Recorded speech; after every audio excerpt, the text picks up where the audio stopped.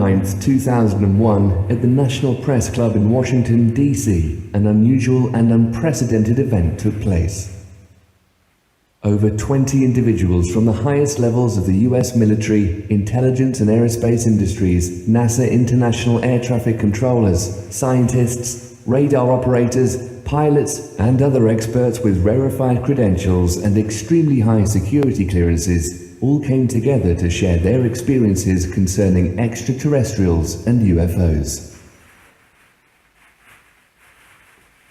The focus of this conference, put together by Dr. Stephen Greer and the Disclosure Project, was to promote open hearings in Congress dealing with UFO and extraterrestrial phenomena going back over 50 years. It was an astonishing series of testimonies. Here were a couple dozen seriously credible witnesses coming forth on the national stage to talk about the most bizarre events imaginable. Objects under intelligent control doing impossible maneuvers at thousands of miles per hour. What they did was coalesce and started rotating in a circle, and then they disappeared. Glowing red orbs, disabling nuclear missiles deep underground. And this time it was a more intense tone in the guard's voice. It was very clearly very frightened. He said there was a bright, glowing red object hovering outside the front gate. We lost somewhere between 6 and 8 weapons that morning. Alien structures on the moon. And then he proceeded to put photographs down in front of me, and clearly in these photographs were structures, mushroom-shaped buildings, spherical buildings, and towers.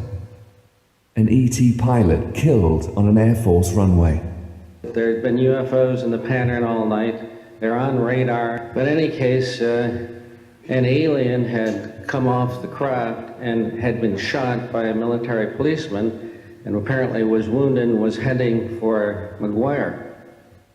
Dozens of incredibly surreal accounts right out of a Spielberg film. But the witnesses are all dead serious, highly intelligent professionals of rank and stature, and in fact were in these positions because of their quality of mind and character. Several had concrete evidence to back up their claims and were all willing to testify under oath before the US Congress. Over 30 international news organizations recorded and broadcast the event. The exceptional nature of this gathering and straightforward at times emotional testimonies begged the mind-bending question, what if they're telling the truth? One of these witnesses, an aeronautics illustrator named Mark McCandlish, had several high-level security clearances and worked for organizations such as Rockwell International, Boeing, and the US Air Force. He'd spent over a decade in research and development on the main focus of the NPC event, technologies connected to UFOs and extraterrestrial vehicles. His detailed technical illustration of a purportedly reverse-engineered alien craft, the Flux Liner, a strange flying disc shown at a secret US Air Force air show in 1988, was a highlight of the conference. These discs were hovering off the floor without any visible means of support.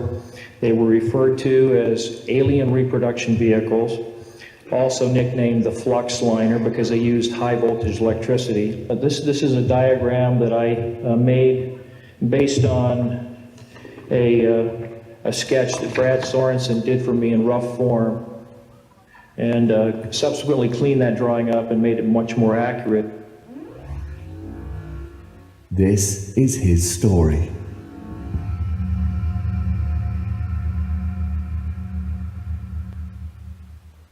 He says, you know, I gave you the basic verbal description of what I saw. He says, but somehow or other you've taken everything, all the information I gave you, and you have graphically interpreted into an image that is so close, so accurate. He said, this is really dangerous stuff here.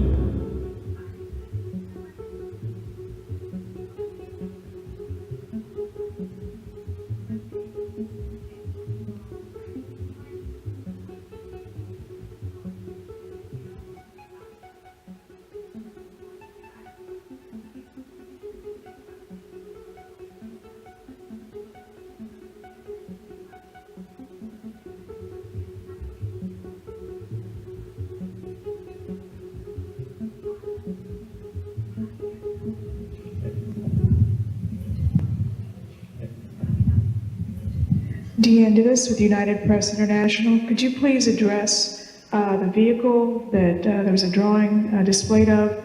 Why would this vehicle be on display at an air show? What is the power source that you are asserting is going to be so very useful? And how can you determine this vehicle is not something that is being developed, by